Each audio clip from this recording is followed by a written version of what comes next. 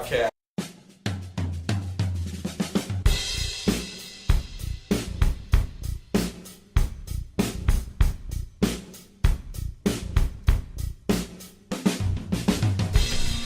Hello, everyone. Welcome to our wrestling podcast.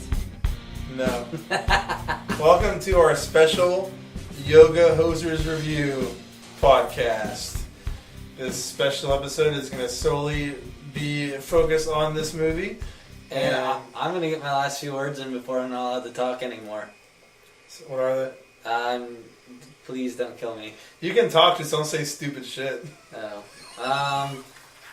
Wait, does that mean you can't talk? Yeah, basically. Alright, yes, welcome.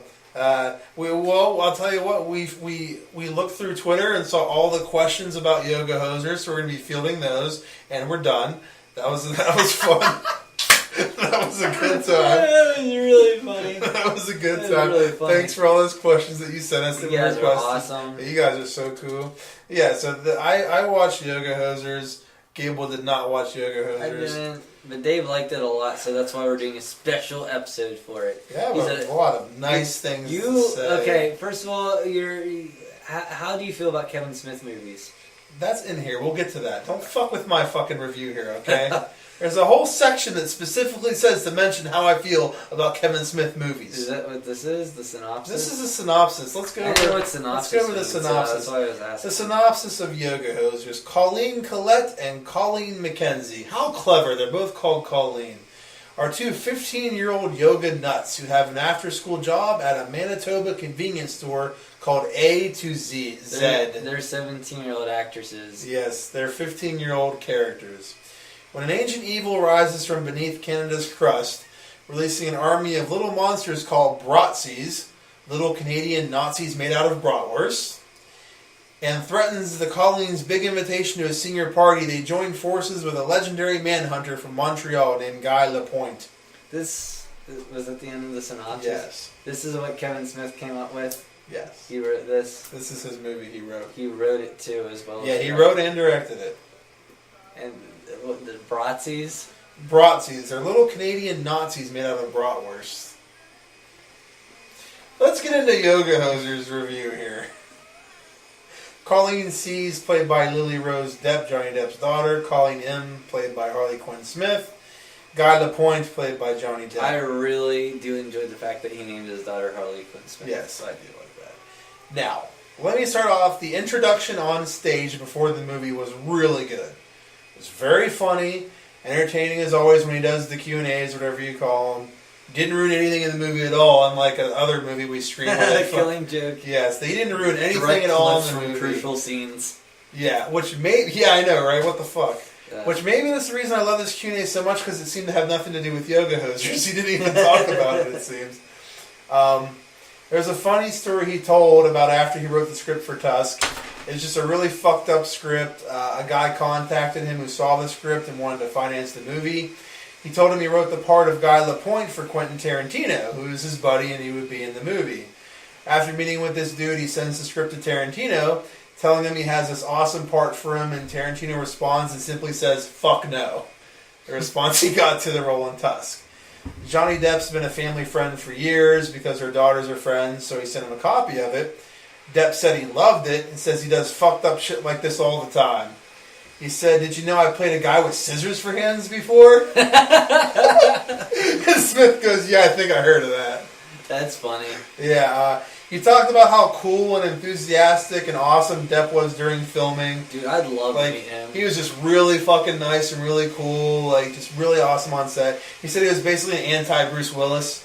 I don't know if you've ever heard any of his stories about Bruce Willis, but You've explained them. he's a fucking asshole. Okay, now let me preface this by saying how big of a Kevin Smith fan I I am. like that word. Yes, I do like it. I am a huge fucking Kevin Smith fan.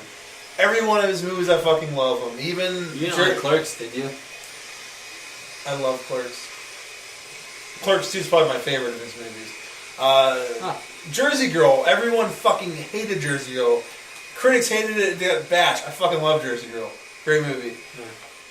Red State wasn't a very popular one. I love that movie. Any of his movies, Cop Out, which he didn't write that one, but he directed it. I even like that movie a lot. So you you can say that you're a hardcore Kevin Smith. There's not a single Kevin Smith movie I don't like.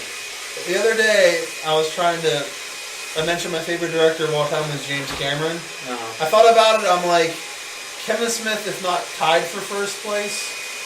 I wonder how loud that's going to be in the background. Tell Finch to stop it.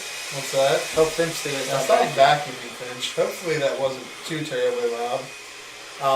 But yeah, what was I saying? Oh yeah, James Cameron's my favorite director of all time. He did Aliens. He did Terminator 2, my two favorite movies. Kevin Smith, if I had to argue, he could be. I mean, he's number 2. He might be tied for number 1 because I fucking love everything he's ever done. Love it. Huge fucking Kevin Smith fan. I've watched his movies so many times. I watch them over and over again. I listen to the fucking commentaries over. I've listened to the commentaries 5 or 6 times. His fucking commentaries. Like, I just love his fucking movies so much. He seems like a cool guy. Like, yeah. He's the big reason we're doing this podcast right now. Yeah, we talked about it in the first episode. Yeah. So at the end of the Q&A or whatever he calls it, he says, this is a kid's movie. And I'm like, excuse me? What? This is a kid's movie? What the fuck are you talking about? So needless to say, I was very shocked when he said that. Now, in my opinion, this isn't really like a kid's movie. I'd say it's more for like fucking tweens, like fucking 12-year-olds, 11 or 12-year-old girls. Right. I feel like this movie is directed towards 12-year-old girls. That's what I got from watching this movie. Huh. So clearly I'm not the target audience. I mean, my problem with that is, I'll get into that in a second. I'm fucking, okay. This really fucking annoyed me. I'd say it was like a soft PG-13. That's how I would, because I didn't see a rating for it anywhere. Uh-huh. But I'm sure it's rated PG-13. I'd say it's a soft PG-13 because it's not really that bad. It's probably aimed towards like 10 to 15-year-olds. So they don't say fuck once. No. There's no fuck in this movie. Interesting. And there's word use or action and or fuck. There's no men in trench coats tucking their dick between their legs or anything. Nothing. No dicks. Which is unfortunate. I love dicks. We really love dicks. This is supposed to be the second movie of his quote-unquote True North trilogy of Canadian movies, or whatever he calls it. The first one was Tusk. So you have Tusk in the same universe? You see why I'm getting pissed. Tusk is the first movie in his trilogy. Yoga Hosers is supposed to be the second one. The third one's supposed to be Moose Jaws. Tusk is the first movie in this trilogy, which is a fucking fucked up movie. Definitely a hard R, just really fucked up. You go from that to this. A fucking soft PG-13 movie that's directed to 10 to 15-year-old kids. Okay? Right. You have some of the same characters from Tusker in this movie. A lot of the same actors from Tusker in this movie playing other characters. It's clearly very connected. How the fuck are you going to make this, like, it doesn't make any sense. I don't know what to say to this. I know. They're completely different tone movies, to say the least. They're not even remotely the same tone at all. Okay? Like, not even close. And dude, are there points where, like, little animations pop up on the screen? No. No? I don't get it. I like little animation. I don't know. I see like I this like a real like goofy like I kind of see what kids you're saying. thing where like oh that guy does this and there's like bloop bloop bloop. No, there's nothing like that in it. But it does seem like that kind of movie. Okay. And what really pisses me off even more is I heard absolutely nothing anywhere indicating this wasn't going to be R, or it wouldn't be a movie similar in tone to Tusk. Common sense would dictate if you like. Anyone that says, oh, Yoga Hosers, it's the same guy that made Tusk, it takes place in the same universe. Okay, it's probably going to be pretty fucked up. I want to see that movie. Especially hearing the plot. It sounds fucking hilarious. I thought this was going to be like hot chicks fighting monsters. Yeah. That's exactly what I thought this was. Yeah, so I was really pissed off that I've been waiting for this movie all this time. There's nothing anywhere telling me it's going to be rated R. I even talked to Tito after I saw it. He watched the trailer for the movie. He's like, I don't think it looks that good from the trailer. I was like, are you aware this is rated PG-13? He's like, what? I was like, yeah. He's like, he watched the trailer, didn't even fucking know it was PG-13. He still thought it was going to be an R-rated movie. I didn't even see the trailer. Yeah. And Kevin Smith is known for R-rated movies. That's what I thought it would be. I mean, like, almost all his movies are rated R. I think except for Jersey Girl, which was PG-13, was one was R. Now, don't get me wrong. Jersey Girl was PG-13. As I told you, I love Jersey Girl. But the problem is, it's not my problem that he made a PG-13 movie. My problem is that I felt fucking misled and deceived. Mm-hmm. Like, he didn't tell anyone what it was going to be. Like, maybe he mentioned on one of his Smodcasts or something. But I didn't hear any did. indication. From Fat Man on Batman, I did not. I occasionally listen to that when I run out of content to listen to for the week. He's talked about it a few times, but I've never heard him say anything about it being like a kids movie. Yeah. I know his daughter. I think he was trying to like incorporate some of her ideas into what was going on. Yeah. But I wouldn't imagine that you go as far as make it like a fucking kids movie. Yeah, like I said, that's my main problem. Is I just really felt deceived. I'm like, it just seemed to me like I'm not saying he purposely was like, I'm not going to tell him it's not rated R so I can get people to come see my movie. I don't feel like that was done on purpose. Uh-huh. I just really did a piss poor fucking job of getting out there what the movie really was. Is what I thought. Yeah, the marketing. Maybe the studio that was behind the movie did not market it well enough. So maybe the studio is behind tricking people. Because how many times have we seen movies be so like? Look at Crimson Peak. Yeah. They advertise it as a horror movie because horror movies are gonna bring in those fucking crowds. And that then was you show up to Crimson advertised Peak, wrong, and it's like a fucking gothic romance. I got a heads up from you that it wasn't. Therefore, I was able to go in with a certain attitude and enjoy probably the movie. enjoy it more. Yeah. Yeah, I enjoyed Crimson Peak a great deal. I love Tom Hiddleston and whatnot, and that was a phenomenal movie. But the marketing just destroyed what chances it had. But the problem with this movie is there was no marketing. I mean, there's That's hardly any marketing in all four, so he should be getting the fucking word out himself. On his fucking social media or whatever the fuck he needs to do. Okay, so yeah, I see what you're saying. The first scene in the movie, as I'm watching it, I'm already very concerned. Like, the girls are practicing in their band and just seem like they're going to be really fucking annoying. They're singing this stupid fucking song, being like smartasses to each other. I'm like, these girls seem really annoying, and I'm just starting this fucking movie. More annoying than a Rob Zombie character? Maybe not that bad. Okay. The second scene arrives, and I feel my concerns are warranted now at this point. they were just annoying me, and I'm not laughing at any of their jokes. I'm like, they're just not funny. There was a scene with Justin Long as a yoga instructor, which made me sad. I don't like him. I like Justin Long. I think he's fucking hilarious. I don't know what it is. I don't like him. The scene, and it made me sad because I think he's funny, and the scene should have been funny, but it wasn't. Because like every other part of this movie, like it just... I don't understand. Like the jokes are just not funny. Like, wait, this takes place in the same universe as Tusk, but Justin Long's all like good and stuff. Yeah, they have actors. Some of the actors just play completely different characters. Okay. And I think Guy Lapointe actually is the only. I did see that picture of Haley Joel Osment. Yeah, I think Guy Lapointe's the only same character. I think, other than that, them and the two main girls because they were the convenience store clerks in Tusk. But so another scene comes along where they're singing again. I realize my sadness is not going to go away. Because I'm witnessing the first Kevin Smith movie I've ever seen that I think is just going to fucking truly suck. I'm sitting here like, I'm getting sad. I'm like, this movie fucking sucks as I'm watching this. Mm-hmm. And it's very early into the movie, and I'm like, this movie just sucks. I'm getting really bummed out because I'm hating this fucking movie. And the movie is just not fucking funny. Like, every time they say stuff, I'm like, okay, I get your joke. It's a corny fucking joke, but it's not fucking funny. And it just keeps fucking happening. I was just not laughing at all. It wasn't funny. I mean, maybe he was not making a movie for his target audience. Like I said, it seemed like it was for 10 to 15-year-old girls. I think it was, probably something for him to work on with his daughter, but because it's part of that trilogy. Well, there's that, and there's this point. Okay, so if you're not making a movie for target audience, I get that. But dude, your target audience are the only people that see any of your fucking movies, and they're the only reason your movies keep making $30 million, because those same fucking people keep going to see it. Mm-hmm. Okay, so if this movie is not for your target audience, maybe you should fucking inform him of that. That's because he even mentions that like his movies have like a $30 million cap. He's like the $30 million guy. You need a guy to make a $30 million movie. Exactly. I'm your man. Is supposed to be the one that pushed him past. And then he just keeps doing the same thing. And like it's the only reason the movies make that is because it's his target audience going. Mm-hmm. Fucking tell them what they're going to see. Like seriously, it just really fucking pissed me off. Okay, so.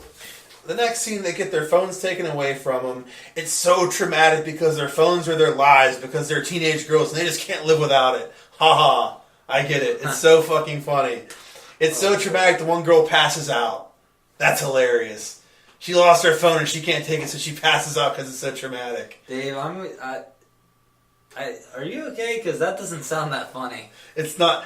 I know, right? It doesn't seem funny. Okay? Genesis Rodriguez had a cool little cameo. She played the gym teacher that took their phones away. I like that, seeing her because she was in Tusk. Harley Morenstein, who played, if you haven't seen Tusk, but he played the border agent in Tusk, he was hilarious in it. He played a guy in this one that was just killed by the Brazzies. It was cool to see him in there. Guy Lapointe was mildly funny. He's probably the best part of the movie. He wasn't even close to how funny he was in Tusk. Not even remotely close to how funny he was in Tusk. Haley Joel Osment played a Nazi, so it was cool seeing him. I liked the cameos, but probably just because I like Tusk so much. It was cool seeing him in the movie. Like, I didn't necessarily like the characters they played in this. I just liked seeing them in the movie because I knew what I mean? I knew him from Tusk, and it was cool seeing him. The only good thing about this movie was the things that just tied it to Tusk. It's the only things I liked about the movie. Well, there was a character named Hunter I kind of liked. He was a Canadian Satanist that was trying to kill Colleen M. I think that was the one that Harley Quinn played. Colleen M. He's trying to play him. He was like really weird and over the top. I thought he was kind of funny. I would have much rather just seen a whole movie about him, quite frankly. So he was kind of funny. I guess it was kind of funny that the Brazzies were killing people by going up their assholes. I guess that's kind of funny. Like, that's kind of dirty. Yeah, I mean, all you see is them get behind them, and they have like these fucking sharp, pointy helmets, and just go towards their asses. They just jab them. Yeah, they're just like, ooh, something in my ass. I'm like, haha. That was kind of funny the first time, and now it's just fucking stupid. Like the rest of the movie's stupid, you know. Let's see what else we got going. That sounds like a good movie. Stan Lee had a cool cameo. Stan Lee, no way. Yeah, it was kind of funny. They brought Meister Burger. No. What? No. I don't. What'd you say? Brought Meister Burger. He was a cop. No, I was close. Yeah. They call the cops and they go to the police station. You see a guy from behind and answers the phone. The moment he says his first word, you're like, Stan Lee, like, because he's such a recognizable voice. Yeah, yeah. Before he even turned around, you knew who he was. That was pretty cool to see him. When they're fighting the monsters, I'm pretty sure it's Colleen M that says it, the one that Harley Quinn plays. He says it? She says it. I'm pretty sure she's the one that says it. She goes, I'm not even supposed to be here today. I wept. I cried. That's kind of funny. I cried. That's kind of funny. You cried? Yeah, I was like, this movie's so horrible, and you just tied it to Clerks. I'm so upset right now. I didn't actually cry, but I was like, that's a bummer. Because I'm sitting here, like, just angry and fuming, and I'm like, that was in Clerks. Why'd you do that? It's just weird. I remember him saying a story about that. I think I heard him talk about that, her saying that before. And really? He got emotionally... Just like me, except for different reasons. Yeah. Yeah. When they're the characters constantly saying everything and everyone is basic got really old really fast. Like, oh, that's basic. He's basic. They just kept saying, I'm like, okay, this is annoying. Maybe you're just being basic. I was being really basic because I didn't enjoy the movie. Basic. The movie was basic. I think I was eating something while I watched the movie. That food was basic. My water was basic. Everything was really basic. That, and then everyone just kept giving everyone the bird. They're just like right in their face giving them the bird. I'm like, that's apparently rated R to me. Apparently you can't say fuck, so you're just going to keep giving people the bird now. Is it like... Do you see the middle finger? You see the middle finger. As far as I know, that like that's actually like they can't do that. I'm sure they can do that in PG-13 movies. Not like a dozen. They do it like a dozen times. They keep doing it, and I'm like, this is fucking not funny now. This is gonna be rated R for all the wrong reasons. It's gonna be rated R because of the middle finger, and the movie sucks. and the bratwurst in the butt. Yeah. Let's see what else pissed me off about this movie. Everything. Yeah, there's that. Okay, there's a scene where the girls are arrested because the cops think they were killing the people because they didn't see the Brazzies.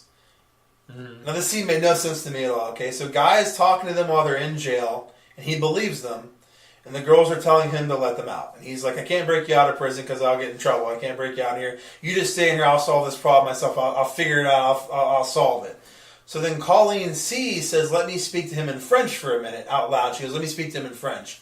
Like she's going to say something to him to convince him that Colleen M shouldn't hear.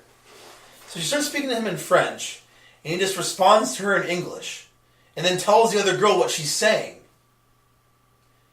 And I'm like, why the fuck is she speaking to him in French if he's responding in English and telling the other girl what she's saying anyway? So confused. That sounds. It made no fucking It sense. sounds so stupid that I'm confused. Yeah, she's like, she okay, I'm gonna explain this. Okay. So the two Colleens are sitting there. I'm Colleen C. I'm like, I'm gonna speak to them in French real quick. Okay? You're like, okay. So I start speaking to a guy in French. He's responding back in English while you're sitting there, and he's telling you what the fuck I'm saying. Why the fuck am I speaking in French in the first place? It's like he didn't understand that. He didn't understand that she was talking to him. She thought. Like, he's not repeating back for verbatim what she's saying. It's not like she's saying to him in French, you have to stop him. He's like, she said I have to stop him. I think that's the joke. But it's not a funny joke at all. It's I even said it here. I was like, I think it's supposed to be funny, but it was just stupid. Like, it wasn't funny. I got a giggle from you explaining it. It wasn't funny. It's probably funny. No, it wasn't funny. Alright, continue. It was stupid and not funny. No, we have to back up. No part of this movie was funny. So you shouldn't think this was funny because it wasn't funny. Here's the reason you thought it was funny. Because I explained the joke far better than they did and made it funny. If you just simply watched it, you'd be like, I don't get it. Uh-huh. What are you writing down right now? Nothing. What are you writing down here? Yoga Hosers is... If it says funny, I'm going to punch you in the face. Oh boy. Yeah, you're getting punched in the fucking face. I hate you. Take that, son of a bitch. Oh no. How do you feel about that now? I feel indifferent. I took your entire notebook and I ripped it in half and I threw it. Because you wrote something so stupid on it, it's tainted, it can never be used again. Oh. Nothing you write on there now can be taken seriously because of what you've done. AIDS. It's not funny. Okay. Jason Mewes had a cool little cameo. Cool. Where he lets Guy into the prison to see the girls. Okay. It's like a guard, I'm guessing. Yeah, he's like, hey, I fucking love your book. This guy wrote some fucking book. He's like, I love your book, man. I live my life by it. Here, you can see the girls now. I'm like, alright, that's cool.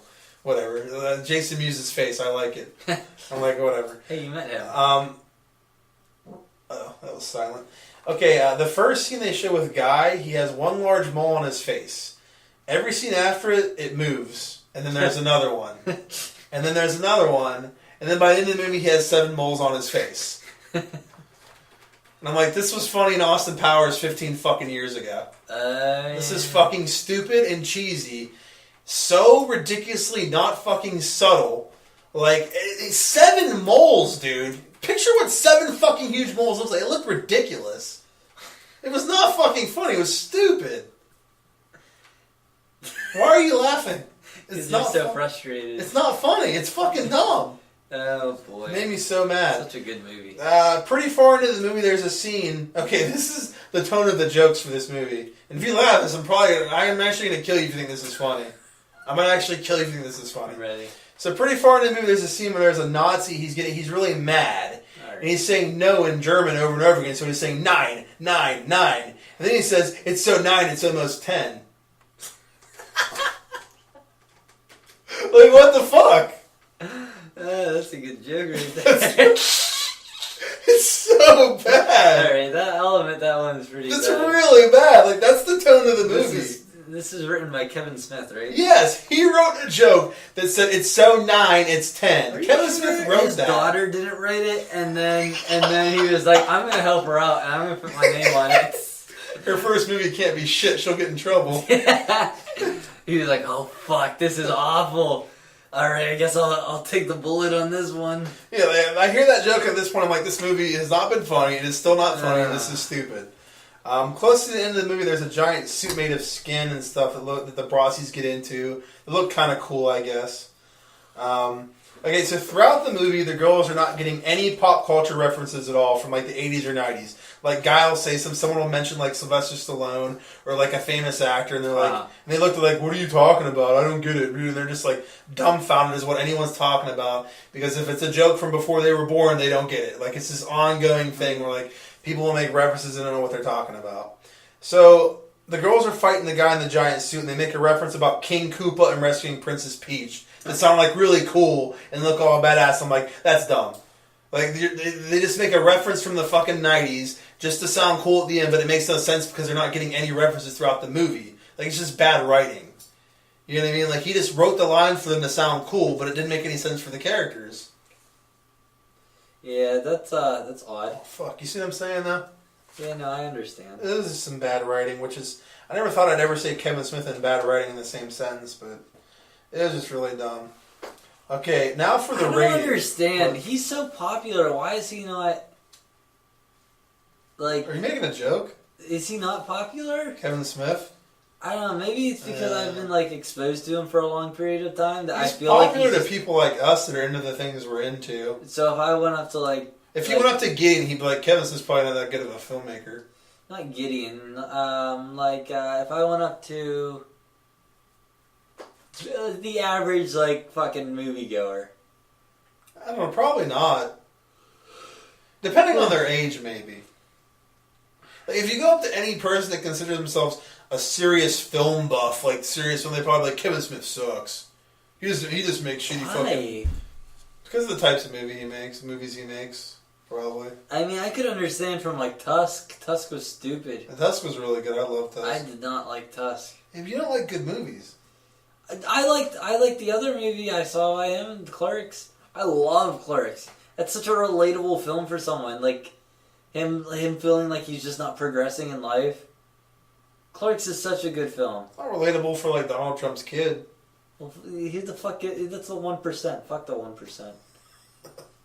Bunch of douchebags. Yeah, all right, so now now for the rating. It probably would have been lower if it wasn't for the cameos and Guy Lapointe and seeing actors from Tusk. So you gave it like 8? What definitely worked against it for me was how much I love Kevin Smith and his movies and everything he's ever done, including his evening shows that I love. And I watch him over and over and I love him. But just like being deceived by him as to what this was just fucking pissed me off. Yeah. Like I couldn't really forgive that. Dude, I couldn't even imagine getting through that disappointment. Dude, it was frustrating. Just imagine for someone who's not in the movies listening to us saying like, oh, like me expressing my sorrow for you for this movie. Like they don't understand that like this is the like shit we fucking love. Like we love movies. I have been waiting for this movie for so fucking long, waiting for a release date for it. Yeah. Long before they even fucking announced it. I've been waiting, like, when the fuck's coming out. Going on IMDb, waiting for a release date. I remember seeing release dates for, like, January. Release dates for fucking June. Like, just keep getting moved to move. I'm like, when the fuck is this movie coming out? Yeah. I'm waiting for this movie for at least a solid year and a half. At least, waiting for this movie. And this is whenever I heard it was announced, I was like, this sounds like a really cool movie. They're gonna be fighting monsters and shit. Fucking the Hitler Bratwurst characters. Bratzies. Alright, now let me... Okay, so this is kind of funny. So I was giving this movie a 2. Okay? But as I'm actually typing this into my phone, while the credits are rolling, you see the girls singing a really shitty version of the Canadian anthem, and it pissed me off so much I made it a 1.5 right then. Because I was so mad because it was so annoying listening to them sing that fucking thing. Oh, I'm sorry. It was a 2 and I was like, alright, now it's a 1.5 and it's changed it as I was fucking watching it. Are they even Canadian? No. So this movie gets a 1.5, which is my lowest rating so far for a movie that we reviewed. Well, Dave, I am sincerely sorry about this. Dude, I appreciate that. If I was waiting for, I don't know. What if Deadpool would have been a 1.5? Dude, if Deadpool... Oh, dude, we would not be having this podcast today. You would have killed yourself. I probably would be dead. Yeah. Or just gave up on watching movies and just been done with life. I mean, I wouldn't go so far as to say I was looking forward to as much as you were Deadpool. Right. But, I mean, it was up there. Like, I was really fucking... Now I'm concerned, what's Moose Jaws? Is it going to be R again? I don't know what's going on now. I don't know what type of movie it's going to be. I don't know what to expect. I don't know, dude. It's a bummer, man. I'm sorry. It's a real bummer. Alright. Hopefully everyone, after listening to this, is as sad as I am. Because misery loves company. And I want the entire world to be depressed. That's my goal. To make everyone sad. That would make me not feel any different, except depressed, I guess. Wait, what? I'm part of the world, so I'd be depressed. Oh, yeah. But the idea of other people being depressed would make me feel indifferent. Yeah. Yeah. Alright. Can you tell I got tired? Yeah, you're a little tired. It's Just a little a little. late. It's only 6 a.m. Yeah. And we are done. I work at 8:40. You work at 8:40? Yeah. That's a shame. Yeah. Are you mad? No. No? No. I think we had a really cool night. Yeah, I agree. We're gonna that wraps it up for the Yoga Hosers review. And I hope you enjoyed this special edition review. We're gonna have more of these for bigger movies. And this movie did not, quite frankly, deserve it, but we couldn't really fit this in an episode, a whole half hour on just one movie. We had to make sure Dave had room to have his little hissy fit. Okay, you're a fucking bitch. You're a fucking bitch. So the next one of these will probably be Doctor Strange, I would think. Yeah, probably. Unless something else before that comes out that strikes our fancy. Yeah. It's not something we'd plan on. It's something that we'd have to see the movie and just have such a extensive amount of notes. Yeah. Yeah. All right. Well, thanks for joining us for this review, and do we want them to follow us? If this is someone who's like, oh, I want to hear what. Oh yeah. If this is someone like, oh, I want to hear what the Yoga Hoser review. That's a good call. Yeah, you should make sure they follow us on Twitter. At Breakroom BS 1. That's the number 1. Breakroom at Breakroom BS 1. You can go to SoundCloud and find our SoundCloud page, which is probably just listening to already, but maybe, or you could be listening on Twitter by just clicking on it, which you can do. That would take you to a link to SoundCloud. It doesn't. You just listen right on the Twitter page, which I've done. You can? Yeah. That's cool. Yeah, it's pretty nice. Breakroom BS is the page on SoundCloud. No, it's not 1. It's just Breakroom BS. Please do not listen to Gabe. Listen to the fuck he's talking about. So the SoundCloud page is just Breakroom BS, or you can just search Breakroom Bullshit. It's the number 1 podcast in America. That's what he meant by that.